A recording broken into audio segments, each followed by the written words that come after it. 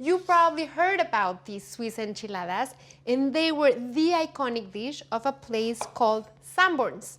It was a grocery store that was established in 1903 by two American brothers who moved to Mexico from the US. They became such a hit that they ended up having a national company with hundreds and hundreds of Sanborns throughout the country. And this was one of their iconic dishes.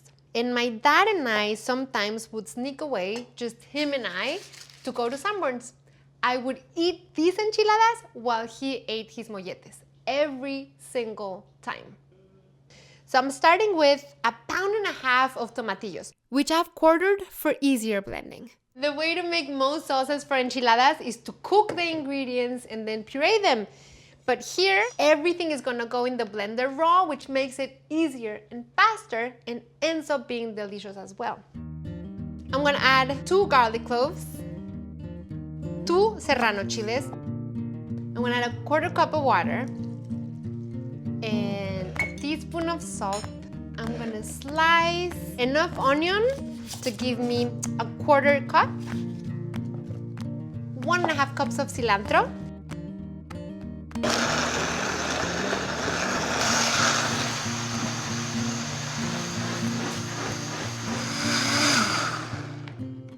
see this gorgeous color? It has that really, really bright green.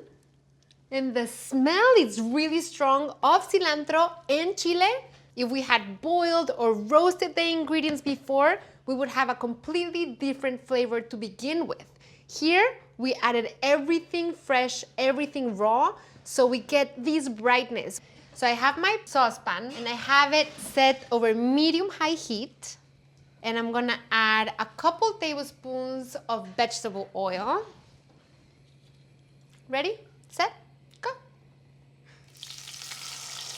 I never ever tire of doing these step 2 sauces. It's the magic of cooking because you're taking all of these raw ingredients and you're creating one cooked meal, in this case, the Swiss enchilada, which is to die for. And I already am seeing like the process in action in a second. That's why I never tire of this process. So I'm gonna let this season for about 2 to 3 minutes.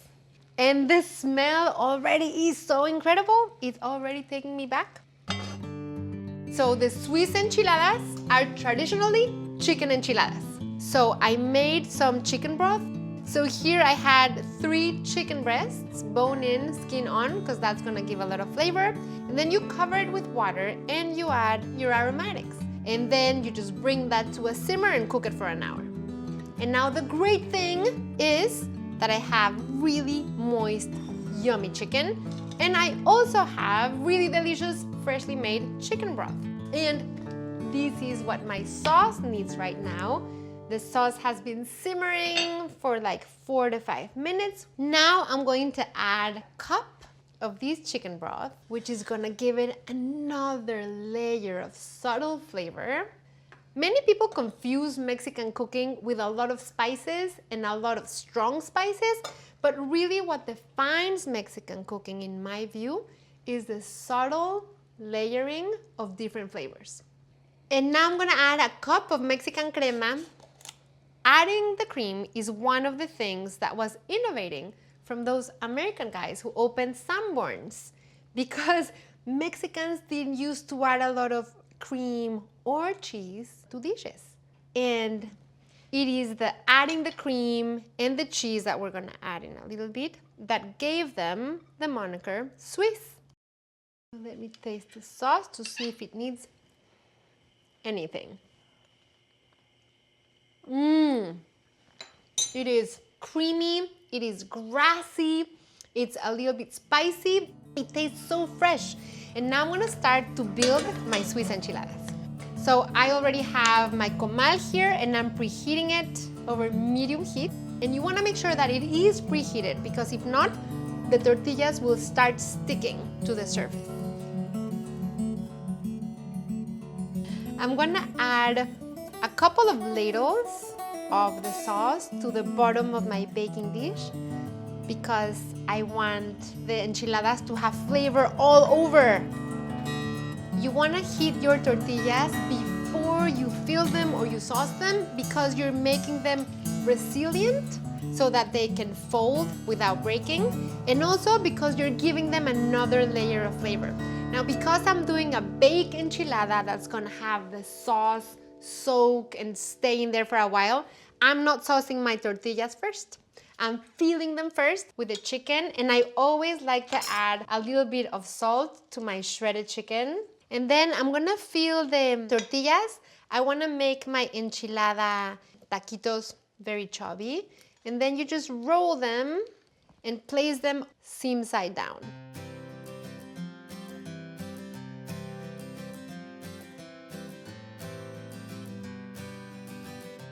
Once you have it like this, you're going to cover it entirely with that delicious sauce.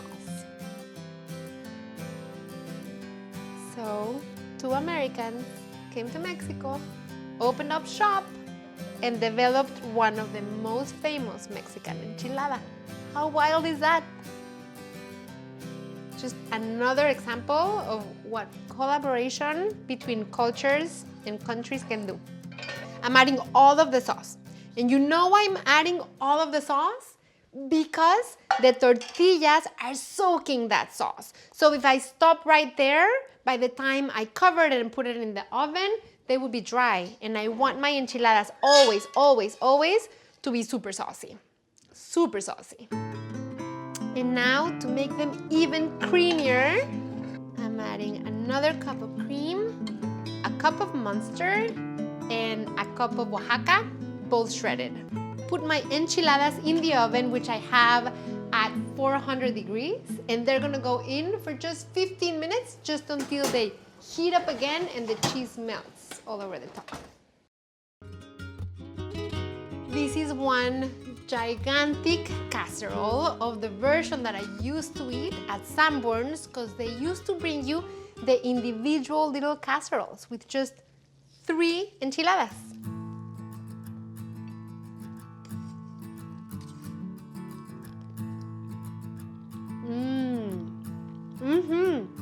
It's just taking me there and then, and it's exactly that taste and that texture and that consistency, and the crispy and the brown is what I used to leave for the end whenever I went with my dad.